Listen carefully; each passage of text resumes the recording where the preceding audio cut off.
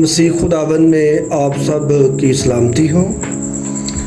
آج ہم خداوند کے کلام میں خدا کے کلام میں سنیں گے زنا میں پکڑی گئی عورت۔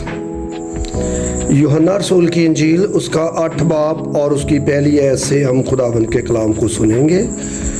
یوں لکھا ہے خداوند کے کلام میں، مگر یسوع زیتون کے پہاڑ کو گیا۔ صبح سویرے ہی وہ پھر ہیکل میں آیا اور سب لوگ اس کے پاس آئے اور وہ بیٹھ کر انہیں تعلیم دینے لگا۔ اور فقیہ اور فریسی ایک عورت کو لائے جو زنا میں پکڑی گئی تھی، اور اسے بیچ میں کھڑا کر کے یسوع سے کہا، اے استاد، یہ عورت زنا میں عین فعل کے وقت پکڑی گئی ہے۔ توریت میں موسیٰ نے ہم کو حکم دیا ہے کہ ایسی عورتوں کو سنسار کریں۔ بس تو اس عورت کی نسبت کیا کہتا ہے؟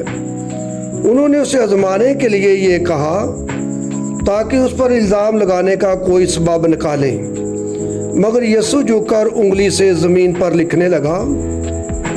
جب وہ اس سے سوال کرتے ہی رہے تو اس نے سیدھے ہو کر ان سے کہا کہ جو تم میں بے گناہ ہو وہی پہلے اس کے پتھر مارے۔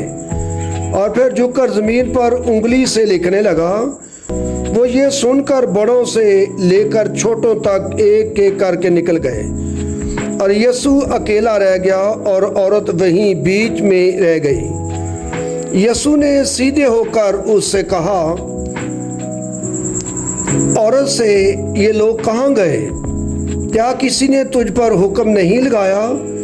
اس نے کہا، اے خداوند، کسی نے نہیں۔ یسوع نے کہا، میں بھی تجھ پر حکم نہیں لگاتا، جا پھر گناہ نہ کرنا۔ خداوند کی برکت اس کلام کے پڑھے جانے اور سنے جانے پر اس کی خاص برکت ہو۔ آمین۔ Thank you for watching.